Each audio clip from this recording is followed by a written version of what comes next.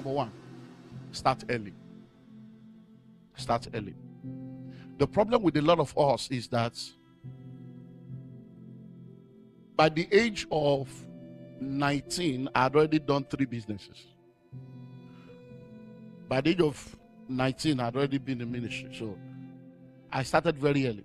So I know the benefits of starting early. There are a lot of 25-year-old, 27-year-old, 30-year-old young people today that are asking me, Pastor, how do I discover God's purpose for my life at 30? A quarter of a century of your life is gone. You are still talking purpose. What have you been doing for the last 25 years? Many of you, the reason why you are where you are is because you didn't start early. Many of you is at the age of 36, you discover you should be. And many of you don't even, you've not discovered, you are just following the trend. Whoever is doing care, you go into care. Oh, I want to do nursing. I want to do nothing. Because that's the next everybody is into IT, you go to IT. Project management, Scrum Master. You're just jumping around, no vision. Hello? So you want to create what has called number one, start early. Discover exactly what, if you decided that I'm going to be a professional in this field, go in there. Start and don't be distracted. Why do you need to start early? In the pyramid of the marketplace, there's what we call a salary scale. The salary scale is like a triangle. At the bottom are those that we call the junior staff. At the middle are those we call middle management. At the top are those we call senior staff. Now, the people at the bottom are more than those at the top. But if you put all the salaries of those that are at the bottom together, it's not compared to those at the top of the top. But guess what? When they want to lay off people, they don't lay off people at the top because they are not easy to replace. It's still the same poor people they will lay off. So why do you need to start early? It takes an average, listen to this, it takes an average of 10 to 15 years for you to go from the ground floor to top floor. So in any industry, for you to get to the place where you are now really in top middle management, or you get to the management level where you begin to really get the benefit of that career, it takes an average of 10 to 15 years. So if you don't start early, when will you now get there? So what happens to many of us is because of the mismanagement of our seasons, you start late. So by the time you are now getting to that top management, you're already married with 3 children. The liabilities of your life is now eating up the asset of your life. But if you started early, if you left school at 21, so you see a lot of people in the country that were born in the country, many of the people that are your managers are younger than you. Many of the people that are your bosses are younger than you. They are not even as educated as you. Because some of them just left high school, did 1 or 2 certifications, and they started. But because of longevity, because they've been there for 15 years, they are now the managers, even though they don't have master's degree, they don't have PhD. So you come in with PhD and you start as a trainee. Hello? So you need to start early. So when you start early, it helps you. Because by the time you get to that level, the benefits are what makes you wealthy. So that's what makes you an high net worth individual. When you get there, you are not just collecting salary. There are bonuses. There are stock options. There are target bonuses. There are special benefits. There are official car, official trip, official. So you get so many things that you're supposed to pay for. The company pays for because you are senior management. And that gives you a leverage. Hello? Number 2, give it all it takes. Give it all it takes. In the marketplace, it's not by emotion and sentiment. In the marketplace, it's not activity, it's productivity. So give it all it takes. You see, if you start early, you will most likely be single and unmarried. If you start early, you will most likely have little responsibility. So you can do all you can. You can resume early, close late. You can volunteer. You can do so many stuff. And those are the things that will now become the asset of your life. Because by the time you give it all it takes, when you now finally get married and you are asking for 2 days off, they say, oh, no, let her go. She's very good. Because they can now see what you did.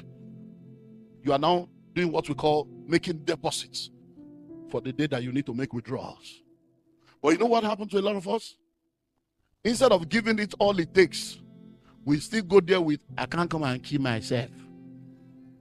So And you go there thinking, I'm not here, I'm just going to do the little I can't do. No. When I start my own business, no. Do the best you can now.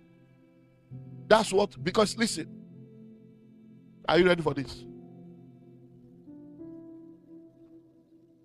There are people that determines how far you go in every career. Hello? That's going to be the fourth point. I'm going to get there. So if you give it all it takes, so you get into the organization, you are giving it all it takes, somebody's watching you. Because there are appraisals being done. And most of the time, you will not be there when the discussion about your promotion is being mentioned. And if there's no voice in the room representing you, you can stay in the same hostel. Number 3, get all the certification you can get. Get all the certification you can get. See, in this marketplace, they value certificate. Because you are in a capitalist environment, because they know that people are out to get them to sue them. There are many things you can do in your country without certificate. If you try it here, you are in trouble. Hello? One of our ministers relocated to a country, and then they had to run away and come back to Nigeria in less than 3 years. And what has happened was, he was the one that got a job. By virtue of getting the job, they relocated the whole family. And then he goes to work, but the wife is just sitting down at home doing nothing. And then she just thinks, let me just start daycare. They have 3 kids. So she starts collecting children from people's houses. And she starts daycare in her house without certificate, without license, without anything. With the Nigerian mindset. And then, before you know it, is it duty of care or whatever? They have all this language they use now. And then before you know it, they brought the lawyers. Before you know it, it was almost going to a jail level. It was becoming a criminal case. And then the only thing that helped them was because they were planted in a church in that country. And the vice president of our country, the former vice president, was a pastor, or is still a pastor in that denomination. So by virtue of the church, they had to now get the presidency of our country to quickly intervene. And the only way that they could be helped was to suspend it and for them to leave the country. So they had to come back to Nigeria. Now, what is wrong in gathering children? But because you are in a place where certification. So in the marketplace, get all the certification you can get. You see, the problem with us is, you don't understand. You see, these people, even for you to be an electrician, that you have been an electrician in Nigeria for 17 years, does not mean you will come here and be joining wire together. You will end up in jail. That I know I was a plumber, I'm a mechanic. No. And guess what? All you need may just be a 1-week training and certification, and you are good. But because you don't understand, so many of you, the things you call menial jobs, there are no menial jobs, only menial minds. Many of these people you are looking down make more money than you. The plumbers, the electricians, they make more money than you. That's what many of you should be doing. Go and get your certification. You can do a 3-month online course. You can do a 1-month online course. Hello? Pastors. Do you have a degree in do you have a certificate in counseling? Just go and do counseling course online. Get your certificate. You will be charging money for marriage counseling. Legally, you give them invoice, they will pay. How many members give you money when they come for counseling? They waste your time. You fast, you pray, even your birthday, they will forget. All you need to do, man of God, I can make you rich. I'm a rich man. I know what I'm talking about. So I'm not just rich now, I'm a globally rich man. So when I'm talking money, you listen. Hello? Hello? And I'm not rich by offering. I've got real estate all over the world. Hello? Just go and do a certificate in counseling. 6 weeks. Frame it in your office. You start collecting money. Family life counseling, recovery, all kinds of courses you can do. 6 weeks, 6 weeks, 6 weeks, 6 weeks. And before you know it, you'll be charging correct. So when you are going to church office, you are going to work, not for people to come and queue. I saw a mosquito and the rat was pursuing me. And then one snake came out. And that's what you are wasting your life doing. Hello? Number 4. So number 1 is what? Start early. Number 2 is what? Give it all it takes. Number 3, get all the certification you can get. Number 4, network strategically. Network strategically. You see, many of us think, I hear people say this, no, you don't need to know anybody. Your work will speak for you. You are still elementary. You are fooling yourself. If you are making that kind of statement, I can guarantee you are a poor man. Ask any rich man in this country, they will tell you, you need to know somebody. That's the way the marketplace works. It's when you are still elementary, saying you don't need to know anybody, your work will speak for you. They will, no! In every industry, there are gatekeepers. There are power brokers. There are people that determine what happens. The reason why you are not aware is because you have not touched the market share.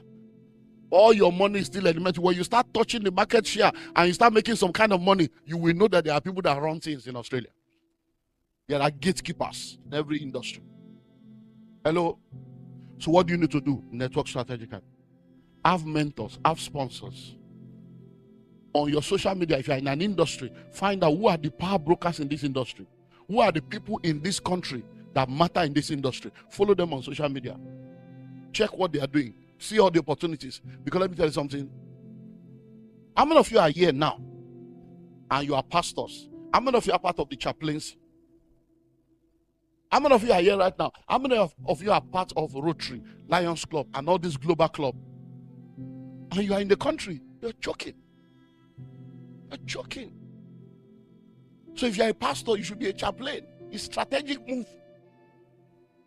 Chaplaincy is global. Hello? And there are things that you'll be recognized by the government for instead of the bishop title you are carrying.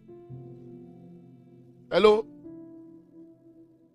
Just go join the Lions Club. Go join the Rotary. You'll be amazed at what the Rotary can do for you in Australia in 1 year that you have not gotten in 10 years.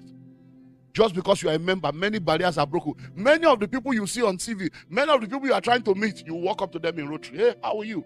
I will try to see you. Okay, no problem. Just give me a call. This is my number. And that's it. It's done. Network strategically. Stop gathering with poor people. Gisting in saloon. Just moving with people going nowhere. Poor man, canceling poor man. Hello? Network strategically. When you are in an office, it is not sucking up to people. It's mentorship. It's connection. You don't need everybody, but you need some people. There are those who matter to your matter. And when it matters, they must be there. Or else the matter will still be there. Hello? So network strategically. Listen to me. There are rooms of destiny. And I think I spoke about it in the book. There are rooms that determine your destiny. Everybody is born in a room called labor room. But your conception was done in a room called the bedroom. And when you come back from the labor room, you go back into the bedroom or the baby's room. And when you're going to be fed, you come into the sitting room. And then there's a dining room.